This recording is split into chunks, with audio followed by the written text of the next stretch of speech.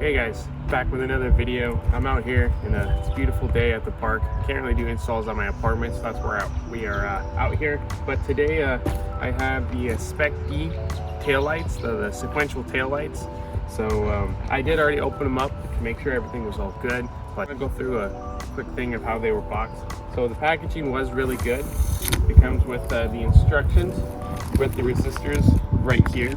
And I did kind of peek at the instructions. Actually pretty good, pretty simple, and they do have a video online that shows you like a how-to. So this isn't going to be too much of a how-to because they did it a lot better than I could. But if you come over here and look, this is for the most part how it was packaged in here. Very nice, very protected. And this is my first time seeing it out in broad daylight. I opened it up in my apartment, so we're pretty much seeing this all together at the same time. So I went with the gloss black housing, a clear lens with the red LED bar, because I think that's gonna look a lot better with the car that I have. I kind of have like a red and a black theme going on. So just looking at it, it looks really good. You know, I mean, everything looks really solid.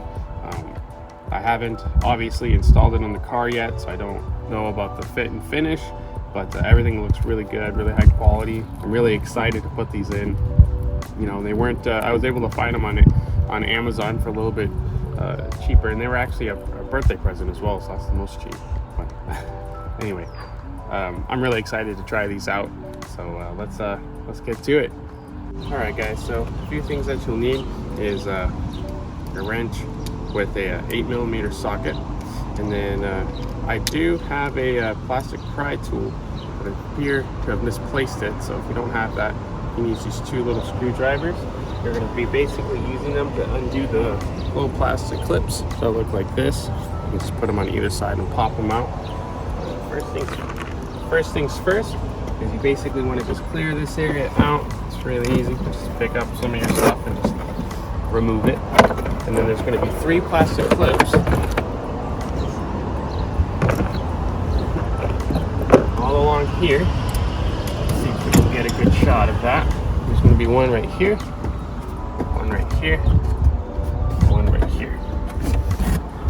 And if you have an actual remover, that is definitely the thing to use. Otherwise, if you don't, like me, you can just take like a little screwdriver, fit it in there, and pop them out. Just want to be careful. You don't want to accidentally break your clips, because this is what secures this thing here. So just be real careful with that. I recommend don't be like me. Go get an actual tool so you can pry it out without feeling afraid that you're going to break your stuff. Now that this is removed, the next thing that you want to do is take some of the clips out of your trunk liner here. There's a few spots. There's one up here, right? And this is where you'll really want to have not a flat head, but you can make it work. There's going to be one here, there's going to be another one back here, and I believe there's one more, yeah, one more right there. It's going to be the same on both sides. So you just pop these out just like so, and then as you go along, you should be able to take these and just pull it out like that. And again, be really careful because you need these to be able to put your trunk liner back in properly, right? So just make sure you keep track of them, make sure you don't damage it, and then once you get out, you'll be able to pull it back so you can already see. You can get to the back of the taillights right here. So I'm going to go ahead and take them on both sides real quick. And the next step is you can remove the entire liner if you want to, but it's not really necessary because as you can see, it's just me going like this. I have complete access to the taillight from right here. So this is why you need that 8mm. So you have one right here, one right here, one right here. This little white piece, all you really have to do is just kind of like pry it off. It's going to be a little bit easier when you have 2 hands. I'm just doing it so that way you guys can see really well. But basically, you just pry that off, and then there's a spot right here. This is the plug. You just take that out. And it'll probably be easier when you guys are able to use 2 hands, but if I can do it with one, I know you can do it with 2. So you just pry this off, and then that'll expose the lug nuts, so it'll look like that. Not the lug nuts, it's like the little nuts. And then after that, all you have to do is take these 3 off, and then this should be able to just pull right out. So here's the last step. So I've already kind of started just to kind of make the filming process a little bit easier. But once you get this off, I found it easier to kind of take like a tool and pry up, and then take your left hand and just kind of pull it off like that. Again, just be really careful with everything. You don't want to break any of this. It's all plastic, and you needed to put it back together. Then you had the 3 8 mil nuts that were right here. You just unscrew them, and they were pretty loose. So when you go to retighten them, you know, you really don't have to go crazy. So just be aware of that. But anyway, I took those 3 off, and then just for the sake of filming, I went ahead and I kind of worked it with just my hands to kind of remove this. You can kind of push it from the back a little bit, kind of pull it on the front, and then it just kind of slides on out, just like that. And I'm out here in the middle of a park, so I don't have any way to clean this, but you're pretty much never going to be back here again. So it's a little bit, you know, a little bit dusty. So if you're at home or something like that, you want to kind of clean this up, now is definitely your time. I skipped ahead. I already have one successfully installed. I did a quick test to make sure that it was all working properly. So basically picking up where we left off on the other one, we're going to be at this point. So the same way the old taillight comes out is the way the new taillight goes in. You just kind of slide it back in and make sure it's secure. Then you retighten these nuts on the side. And then for your resistors, all you have to do, it's pretty straightforward. Black goes to the black right here, and red goes to the yellow. Just like that, right? And then you've got your adhesive on the back. You just peel that off, and for the other one, you just kind of put it right on there in the middle, you know, where it fits. I suggest connecting everything first and then putting the resistor on, so that way you're not pulling underneath the cords. And then you just click this back in, pop that back on. But something that I do want to point out on mine, this little piece doesn't fit back on there anymore, because this is different than the OEM. Right here, it's a lot shorter, and this doesn't give it any spot to clamp on. So I'll have to find a better way to secure that later.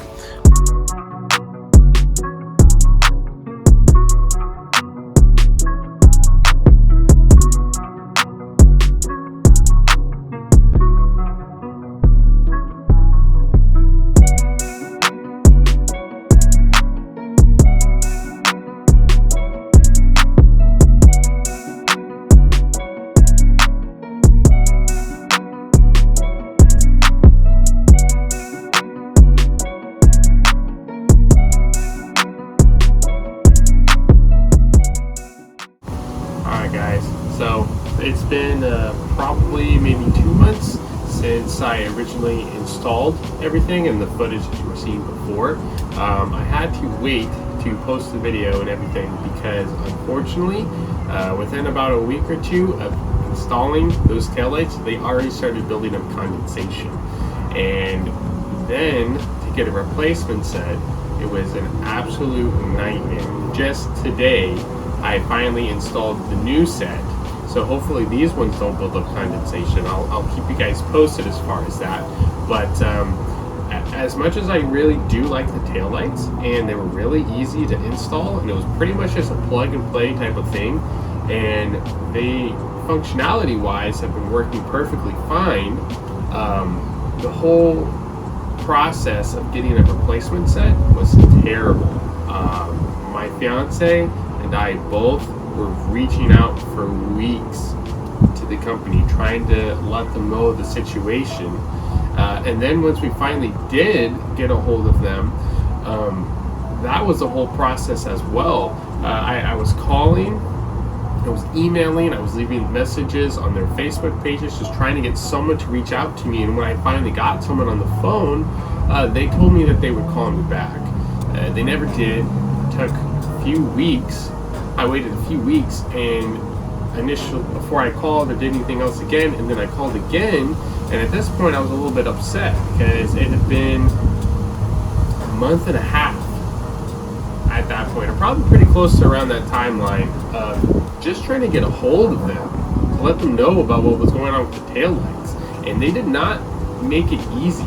And even after I got a hold of them a second time, at first they weren't really willing to do anything for us. They weren't really willing to swap anything out. They weren't really They didn't want to give us a refund. They wouldn't really want to do anything.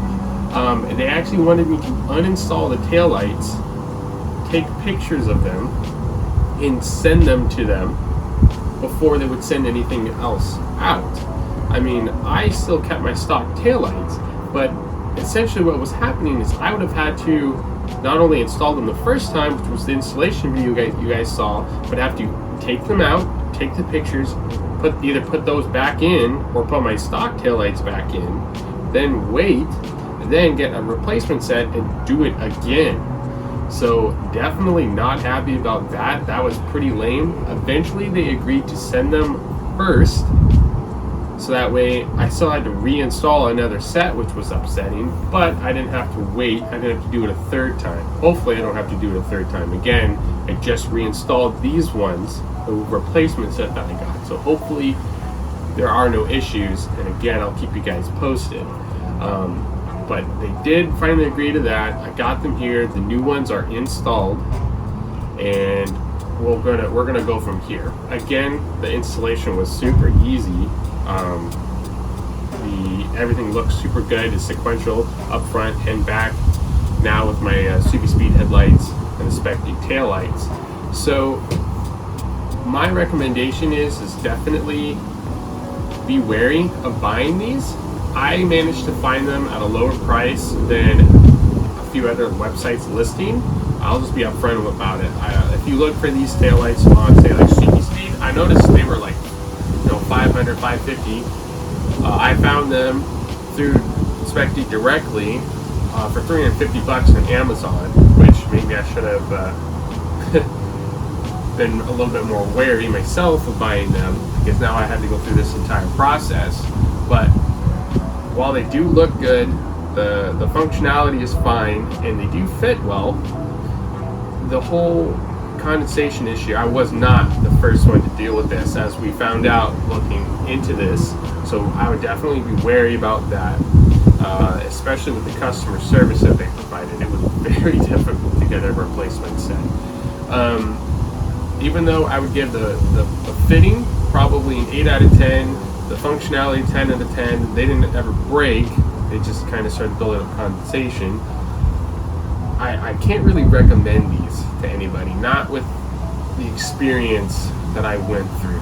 It was an absolute headache, and especially with how common I saw the condensation issue actually is with those taillights, I just can't really recommend it. So just buyer beware.